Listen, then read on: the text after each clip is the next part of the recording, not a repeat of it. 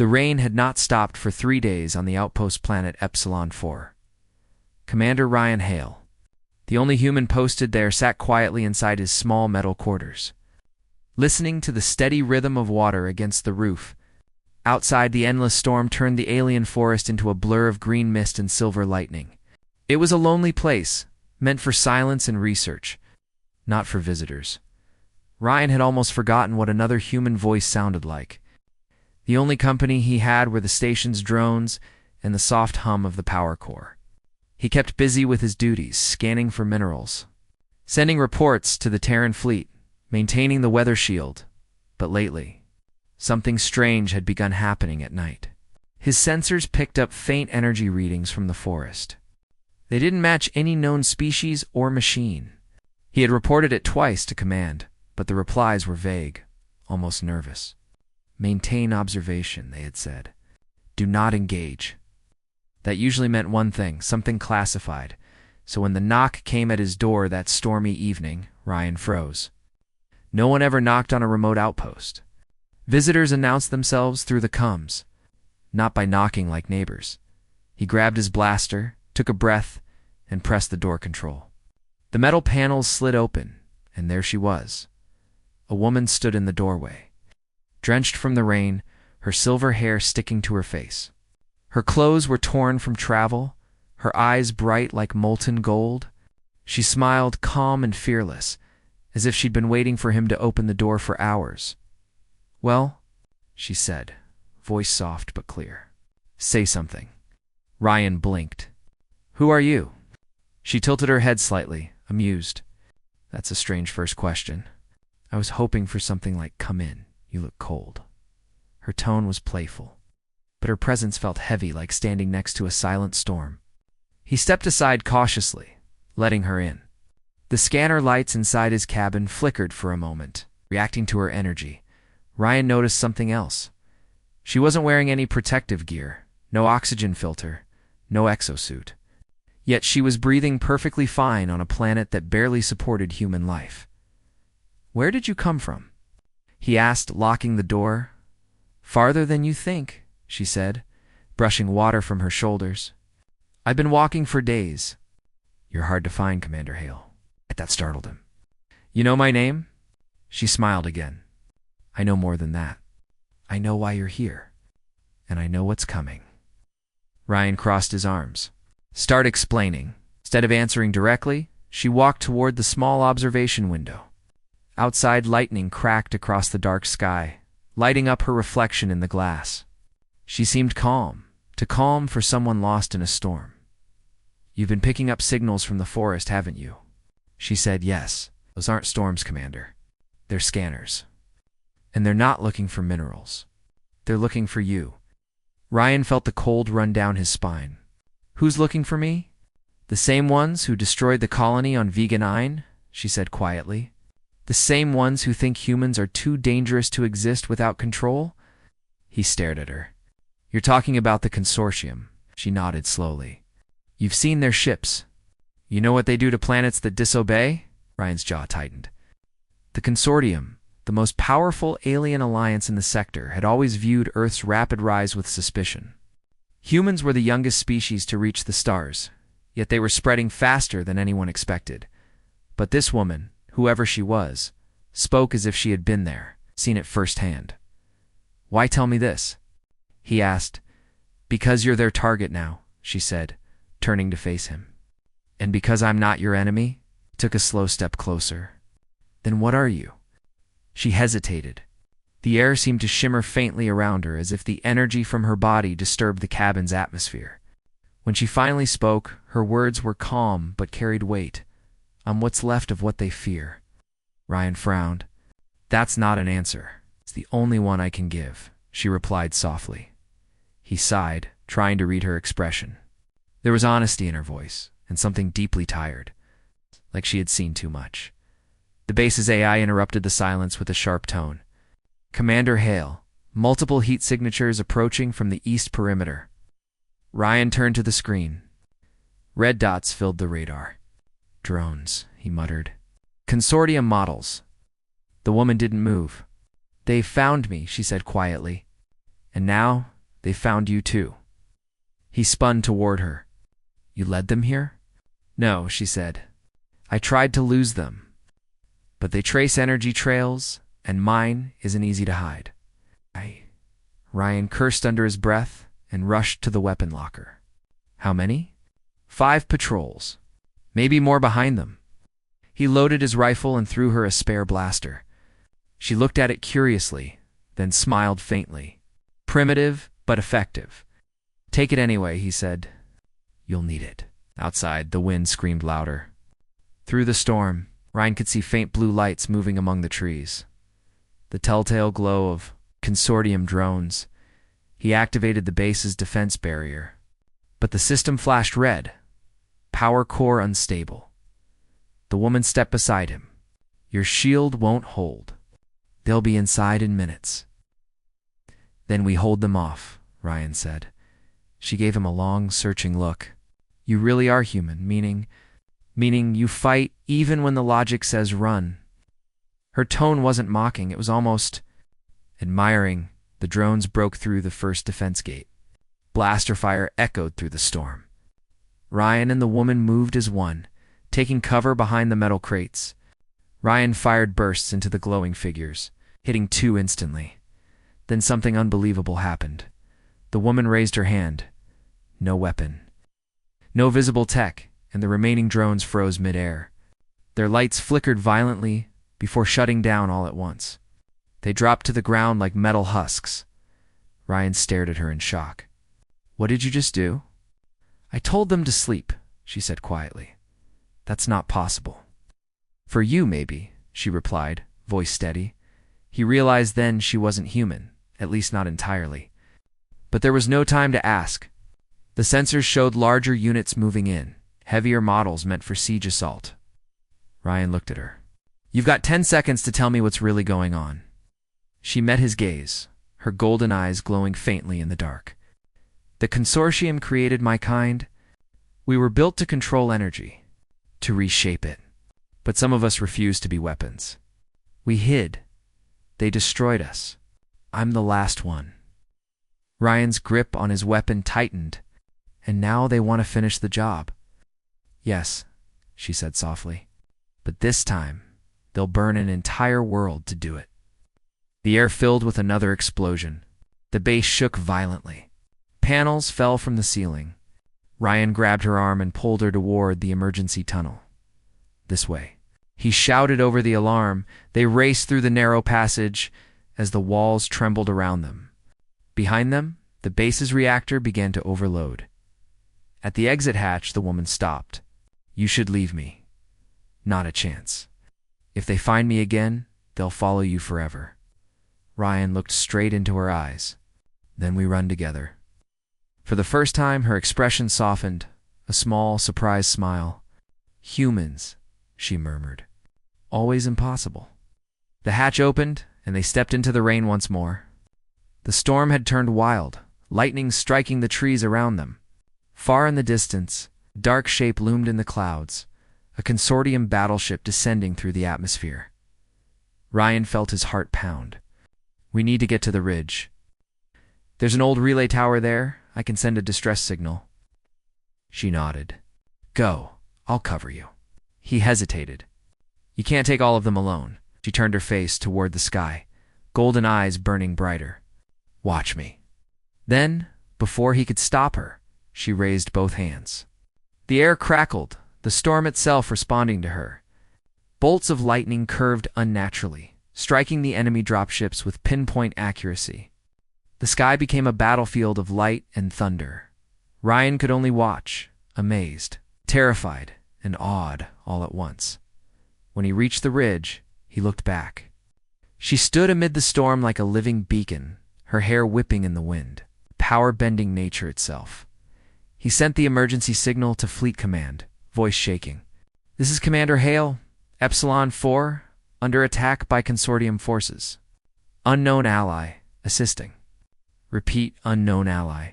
Possible, classified entity. The signal cut out as another explosion rocked the ground. When the smoke cleared, Ryan saw her running toward him. The ship above them was falling, its engines on fire. She reached him, breathing hard.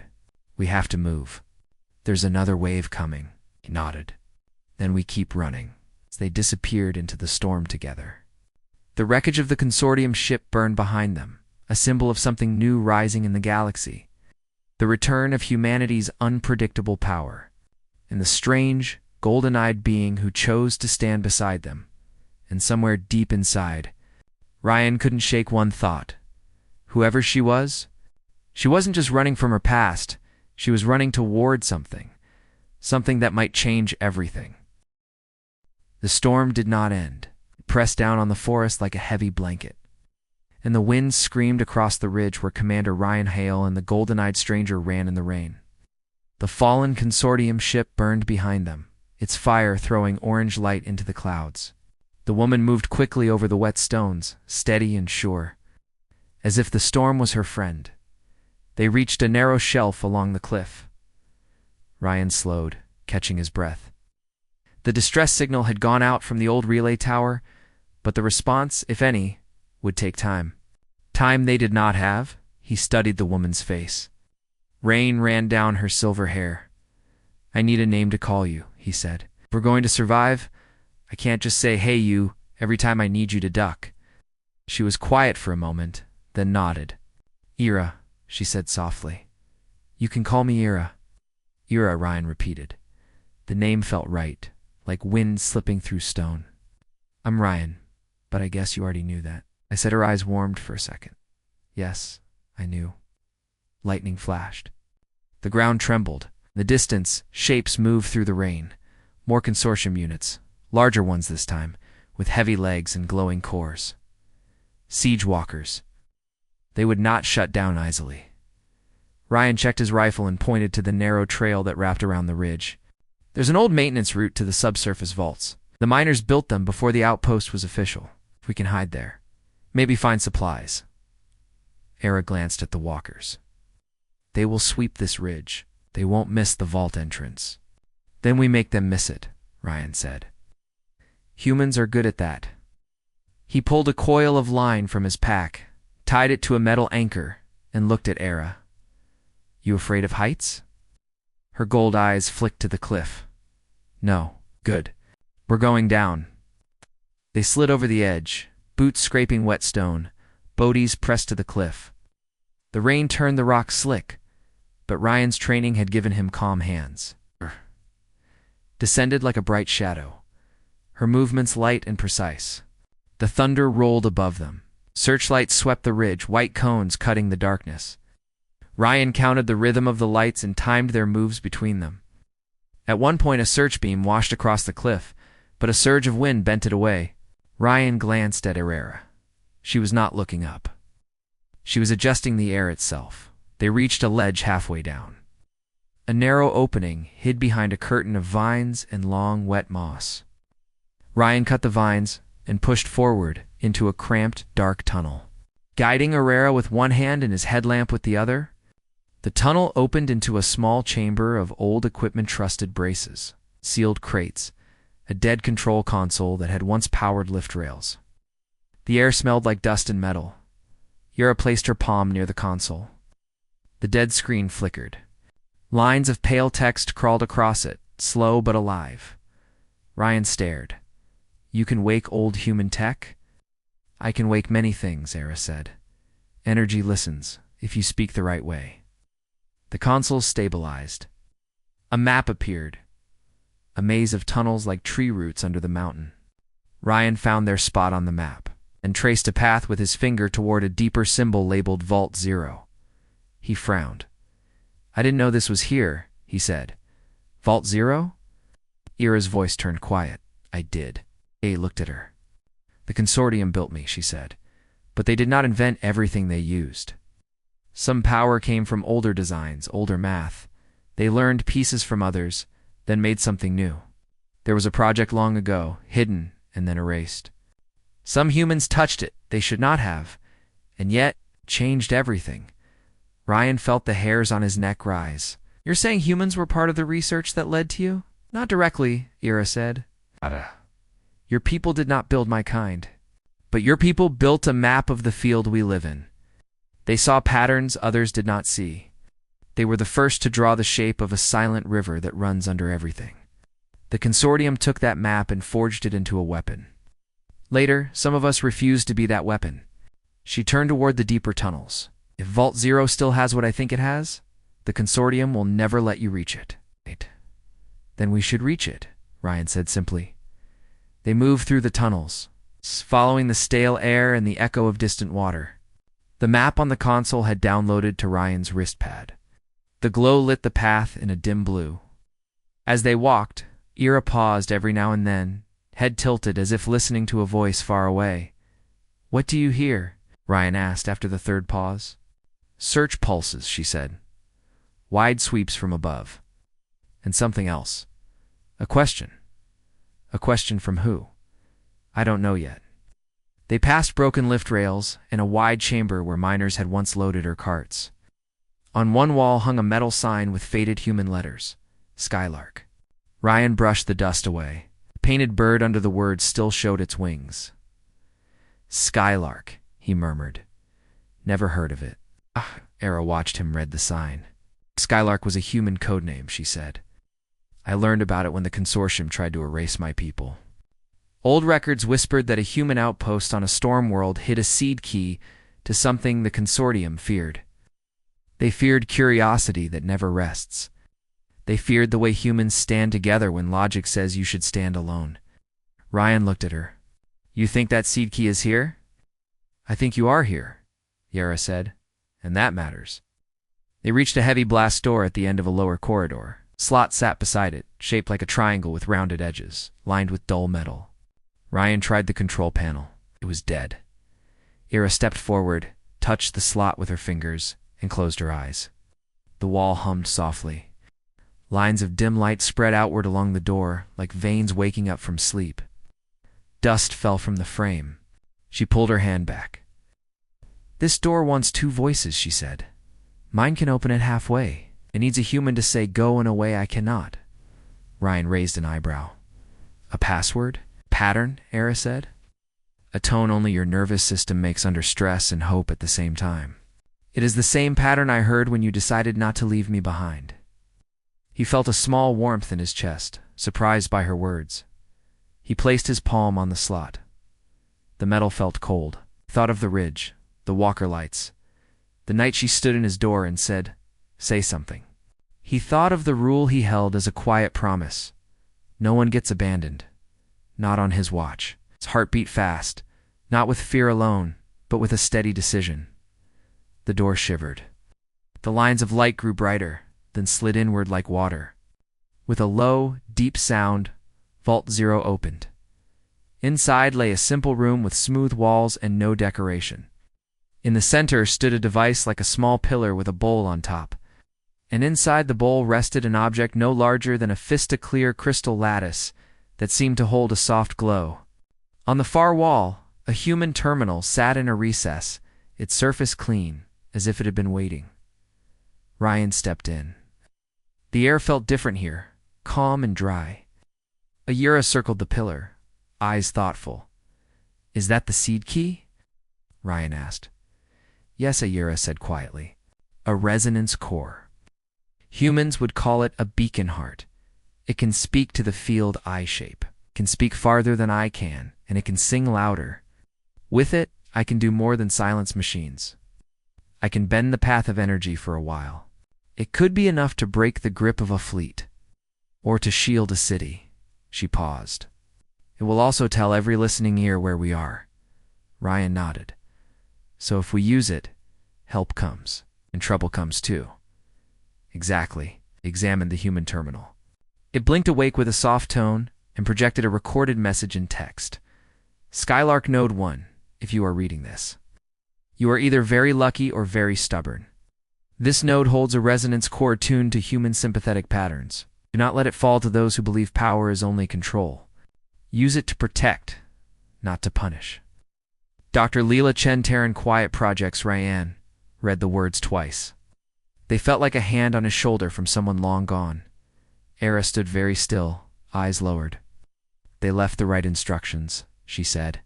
Before Ryan could answer, His wrist pad buzzed with a stiff, weak signal. He tapped it. A voice broke through the static, thin, metallic but human. Epsilon 4, Commander Hale. This is TFS Sparrow, the voice said. We received your distress. We are inbound but outgunned. Consortium destroyer present in low orbit. We can't break through alone. Ryan's pulse spiked. Chip had answered. Small but human. This is Hale, he replied. We have an asset that can help. We'll try to open a window. Static hissed. Acknowledged. We'll hold outside the gravity shear. Ira lifted the core from the bowl. The room dimmed as if it had been candlelit by that small heart. The lattice chimed, a soft, sweet sound that felt like morning. She looked at Ryan. When I start, they will know, she said. The destroyer will call others. We may not get a second try. Then we make the first one count, Ryan said. They left the vault and sealed it behind them. Back in the rail. Chamber, the old Skylark sign, watched from the wall like a quiet promise. Ara carried the core against her chest. Its glow lit their steps. On the way up, the tunnels shook. Dust fell. A dull roar moved through the stone like a giant's breath. Ryan checked his pad. A bunker buster had hit the ridge above. Consortium was digging them out. They reached a vertical shaft where the lift had once run. Ara peered upward. To open, she said. The moment we reach the top, they will see us. Ryan thought fast. He scanned the map. There was a side shaft narrow, twisting, marked as unsafe. Here, he said. It's tight, but it will bring us behind the ridge to the signal spine. It's close to the surface. If you sing there, the whole sky will hear you. The Sparrow soared into the storm-choked sky, carrying Aurora and the resonance core. Rain pelted the cockpit glass as the ship dodged lightning bolts that bent strangely, as if the storm itself was alive. Era's hands hovered over the core, her golden eyes bright, focused. Every movement she made sent faint ripples through the air ripples that reached deep into the energy field she had woven around Epsilon-4 behind them. The Consortium destroyer and reinforcements pierced the clouds like dark predators. Their engines hummed a deadly rhythm. Their targeting systems, despite the resonance interference, sought Aurora with precision. The Sparrow had speed, but not the firepower to confront them directly. Ira spoke softly, almost to herself. If I release the resonance fully, it will bend the field beyond just the plateau. The destroyer will see it, and everyone will know we exist. Pilot Lieutenant Mara Chen, a human veteran with nerves of steel, glanced at her. Then we better hope they're more afraid of the field than us. Ira nodded, pressing the resonance core forward. A soft hum rose from the lattice. Light spread from the core in long threads, reaching into the clouds, illuminating the storm in colors. The human eye had never seen silver, violet, and pale gold weaving together. The storm bent to her song, no longer chaotic, but purposeful. Shaping a corridor through which the Sparrow could move. Hold steady, she said. I'm reaching the first tether. The destroyer fired. A massive blue sphere shot from its main cannon, slicing through the clouds. The energy collided with the corridor of light. The resonance lattice bent it aside, spiraling the sphere harmlessly into the upper atmosphere. Mara gritted her teeth. It's bending their weapons. Yes, Ira said. And if we move fast, it will bend the fleet, not just the cannon. Below, on Epsilon-4, Ryan Hale's hands pressed hard against the black stone spine. The energy field he had held around the plateau shimmered faintly, maintaining a protective dome over the ridge. The walkers were relentless, pounding forward through the rain and mud, their heavy legs shaking the ground. Ryan fired his rifle, using the terrain to funnel their movements. Every shot he fired, every noise he made, worked in tandem with the resonance field Araya had established from above. He thought of the first time he had opened the vault, of Ara's words, of the shared promise between them. Humans do not abandon one another. Every time he saw a walker lift a leg, he imagined it paused for just a fraction longer. As if listening above, Ara reached the core's full output. The resonance lattice pulsed like a heartbeat, sending waves through the air, guiding the Sparrow through the chaos. The destroyer tried to fire again, this time unleashing smaller attack craft. They scattered like hornets, but the field bent their paths into spirals that forced them into collisions. Mara maneuvered expertly, dodging debris. Era spoke in a low melodic hum, a language of energy rather than words. The resonance core glowed brighter.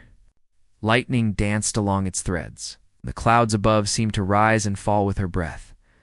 "We are not running," she said softly. "We are singing." Ryan smiled grimly at her words as he ducked behind a fallen pillar on the plateau. "Loudest song ever," he muttered.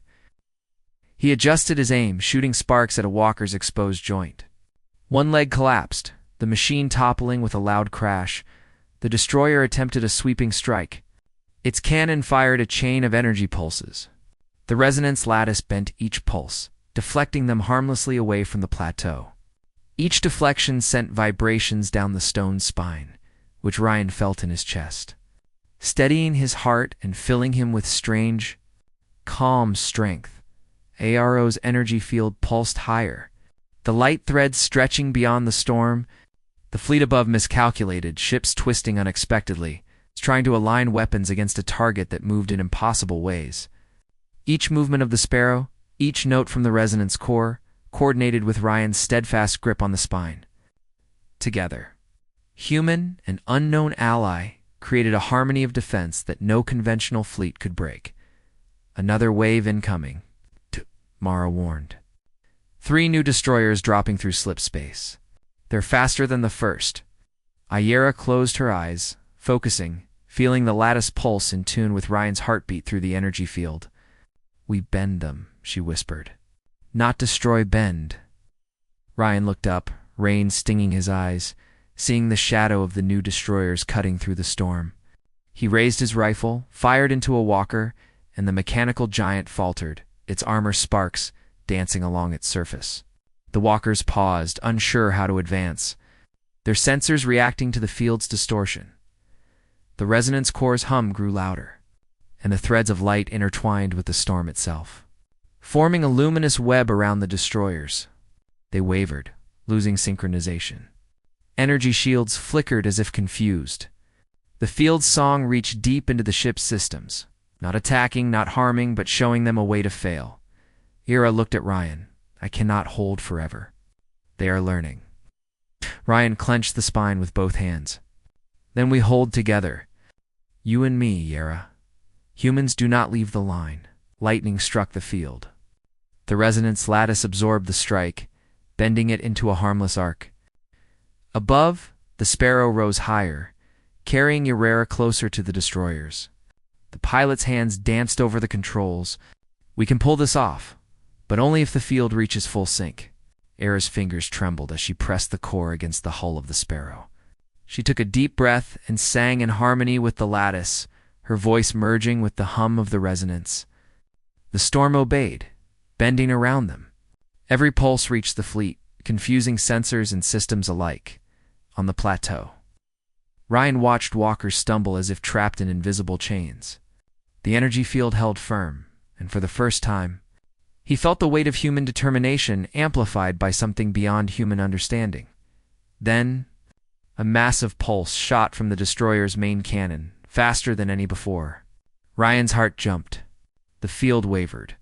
Era's hands shook. "Ryan," she called, "I cannot stop it alone. We need." "Yes, you must send the human will through the spine." Ryan understood immediately.